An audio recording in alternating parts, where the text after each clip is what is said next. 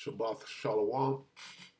Call halal Yahweh Shem Yahweh Shabbat Hashem HaKadosh. Double honors to the elder apostles and elder bishops of GMS, even the elders again before them that taught us his truth.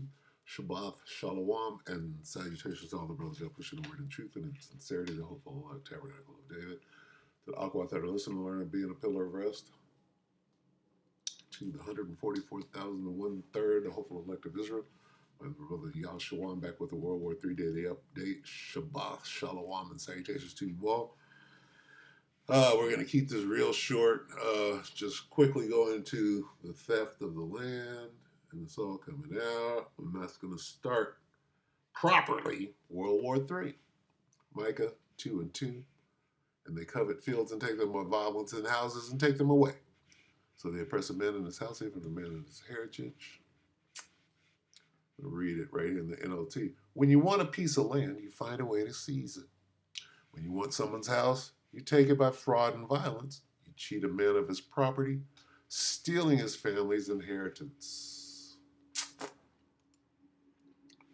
It's Matt Ho on Judge Napolitano Judging Freedom. 23 minutes ago, Trump and Gaza, take it away. Hi, everyone. Judge Andrew Napolitano here for Judging Freedom. Today is Wednesday, February 5th, 2025. Matt Ho joins us now. Matt, thank you very much for your time. Much appreciated.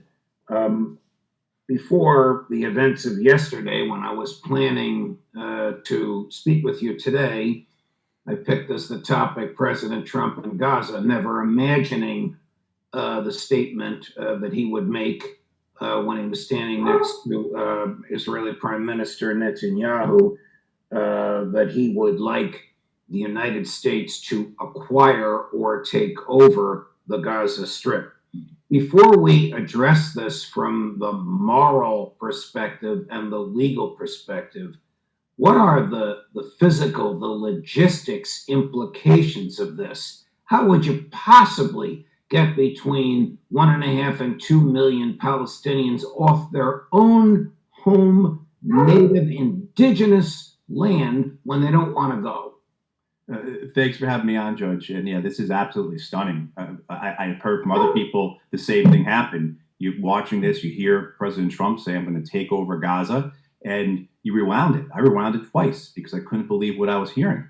That phrasing, "take over," and the way he described the United States would have total control, whether from rebuilding it to clearing it of unexploded ordnance to making sure the Palestinians were cleared out of Gaza. And that's a phrase he has used multiple times now. This certainly what we saw last night from his press conference with Benjamin Netanyahu was not something off the cuff. This was something that was planned and prepared. This obviously was what the purpose of Netanyahu's visit was.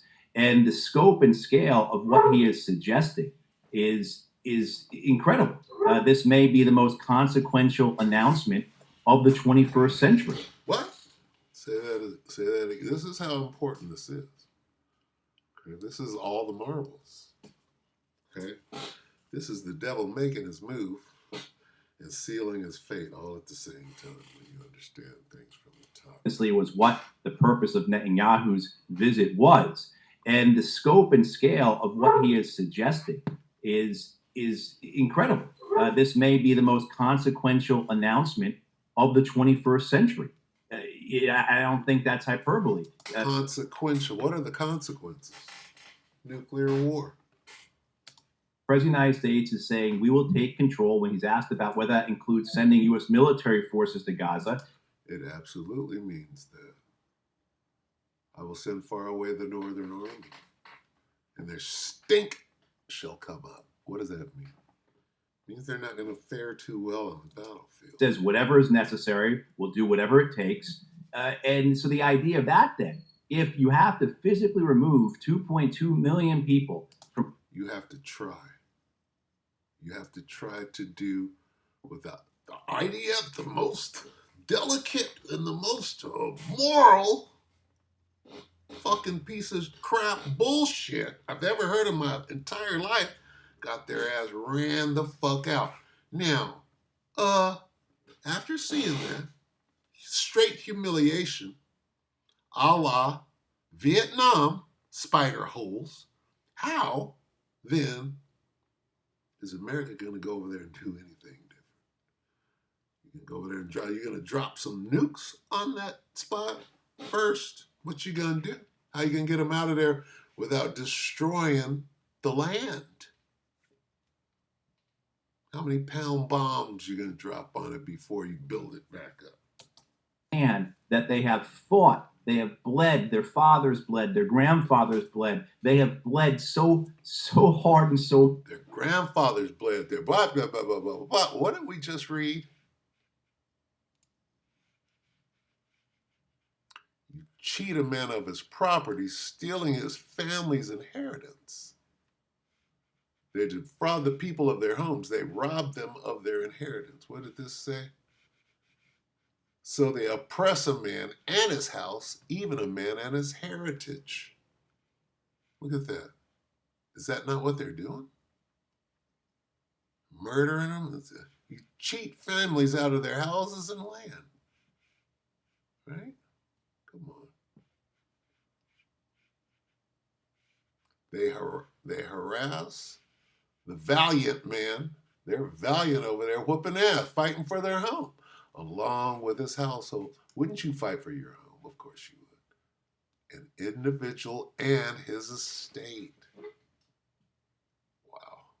Deprive the people of the land they have inherited. What does this guy say? They defraud people of their homes and deprive people of the land they have inherited.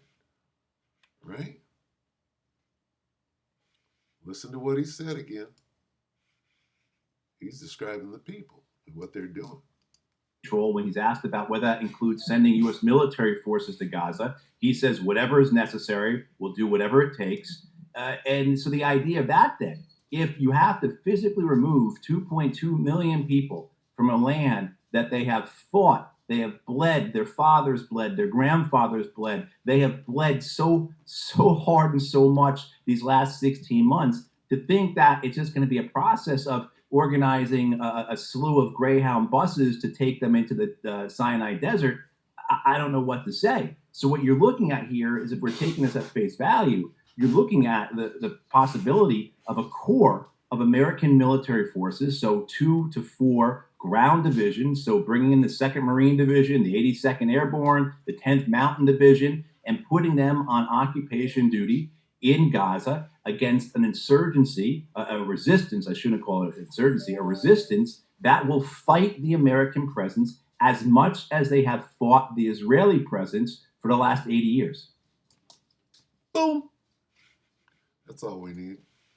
And back up off of it, we're going to get on the way out the Northern Army.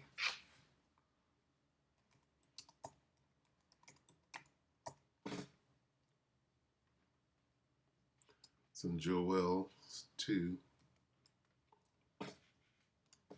and 20. Here's what we see happening. He just explained it. I'm going to prove it. Joel 2 and 20. But I will remove far off from you the Northern Army. Who is that? The Babylonian army. And will drive him into, who's him? The Northern Army, into a land barren and desolate, with his face toward the East Sea and his hinder part towards the utmost sea. That's right there in Israel. And his stink shall come up. What does that mean? He's going to get his ass whooped. And his ill savor shall come up, because the Most High have done great things. See that? Who hath done great things? So with that, we're going to go ahead and close. That's what we see happening right now. There's no stopping to this. What do we see? It's a lock.